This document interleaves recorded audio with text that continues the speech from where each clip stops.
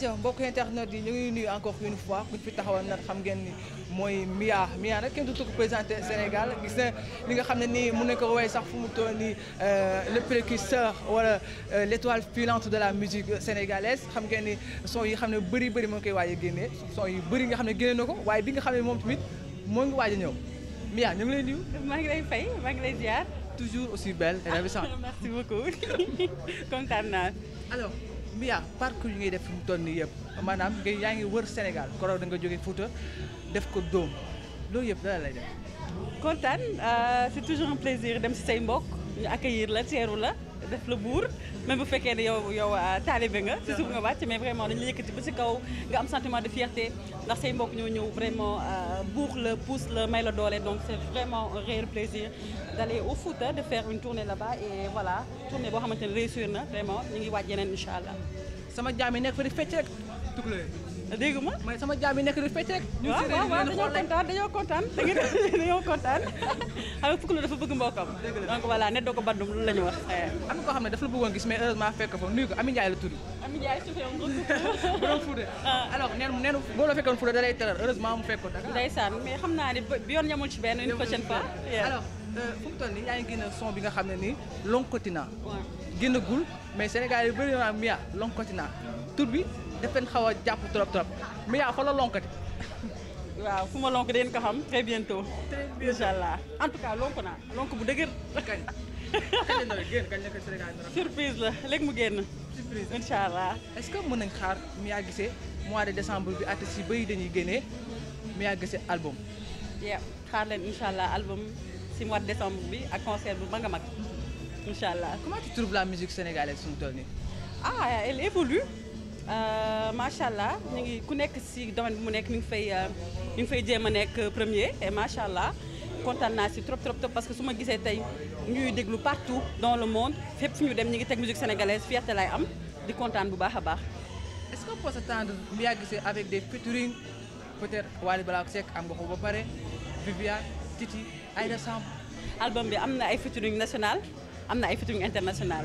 kon ça veut dire que album bi ñor na ba pare ça veut dire que gars yi. ça veut dire que album bi ñor na ba pare. ñor na ba pare.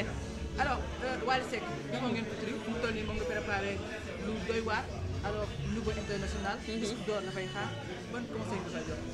aw ma lu ma koy digal xam naa ne yoon bu mu nekk xam na ko maîtriser na ko kàngam la si dama koy ñaanal rek yàlla na ko yàlla sàmm aat ko. message bu fort nga lancé keroog gannaaw ba ay trop mooy sa conseil bi passé nga xaw a fa xasalu alors mais ci gis réseaux sociaux yi message bu mu fa yokk message c'était pourquoi. Pour montrer qu'on peut tomber mais on peut se relever leçon de vie la pour ñëpp donc nit ku nekk rek bu mu découragé si dara mën na daanu mais na xam ni moom dëgëraayam force am mooy tax mu jóg donc conseil boobu rek laa bëggoon jox ñi nga xamante ne ñoo may suivre. des fois les gens ne comprennent pas artiste dafa am maanaam sur scène ak artiste boo xam ne nekkul sur scène ça dépend nu ngay solo alors Sénégal des fois ñu am yenn critiques yoo xam ne wala commentaires yoo xam ne yaa ngi koy gis alors ça te fait quoi. seen avis personnel la dama leen koy nangul ku nekk sa xalaat yaa ko xam dama la koy nangul mais man xam naa li may def xam naa sama bopp xam naa fi may teg sama tànk xam naa am naa plan de carrière bu leer a leer boo xamante ne tracé naa ko te dinañ ko accomplir incha allah. international pourquoi pas disque d'or. incha allah.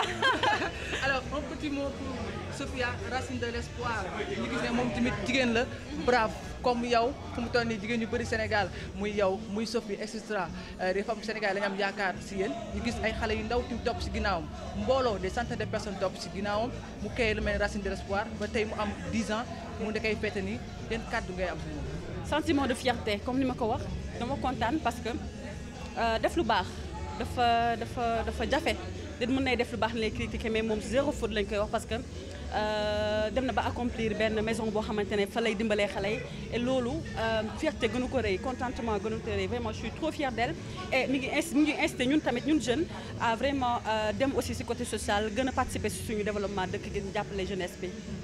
merci beaucoup merci à toi. bonne fin de soirée. merci bien sapé comme d'habitude. merci bien. Fefa ñu ngi lay nuyu. waaw ñu ngi leen di fay bu baax. mais tey dafa mel tey neexal nga soirée bi de. waaw on a fait ce qu'on pouvait on s'est amusé puisque c'est notre passion voilà. mais en tant que Sophie Gueye ni ko gisee nii tey mu doon jigéen mu jiite mbooloo bu mel nii la nga ciy xalaat.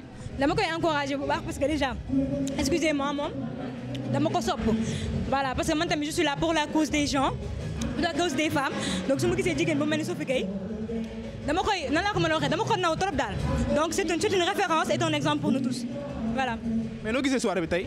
waaw c'est une soirée gravement réussie macha allah gis nga artistes yi yaa ngi moom moo jëlee noonu mi ngi presté maa ngi koy nuyu de passage di nuyu artistes yi fi jaar yëpp et c'est vraiment une réussite li ko waral nag mooy Sophie genre Sophie Gueye yi il faut que c'est normal ñuy am genre mbooloo yi parce que li ñuy def la elles sont très sociales tu vois donc te ñun artistes yi dañoo bëgg lu social parce que des fois quand on prend nos voix c'est pour nous faire entendre mais c'est pour encourager certains jeunes et tout ça donc te moom elle est sur la voie voilà. bon ñu lay wax yan projet nga am ci musique bi ñu gis ne tey bi nga yéegee tey vraiment yëngal nga seen bu baax ba gars yëpp ñu ngi apprécier donc yan projet nga mën a am dans le futur. voilà FIFA mi ngi ñëw FIFA c'est celle que vous venez de voir rek yu gën a tàng yi ñu ngi ñëw maa ngi ñëw ak samay projet voilà samay son yoo ay préparé album. waaw mais album bi nag bëgguma ko génne léegi parce que dama koy togg maa ngi koy togg nii xam naa peut-être dans 2 ans 3 ans dinaa ko lancer mais jàppale ne instant bi maa ngi def album voilà. ok merci FIFA kontaan nañu. merci à vous. allez bonne fin de soirée allez. Pour l'association, qu'elle mérite cette distinction et je sais que toute l'équipe de la France sera d'accord avec moi. Merci Aïcha.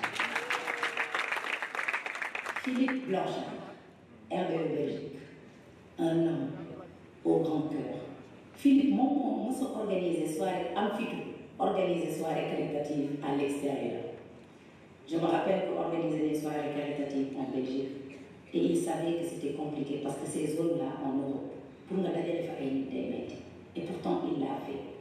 Philippe aussi, je l'appelle l'homme de la situation.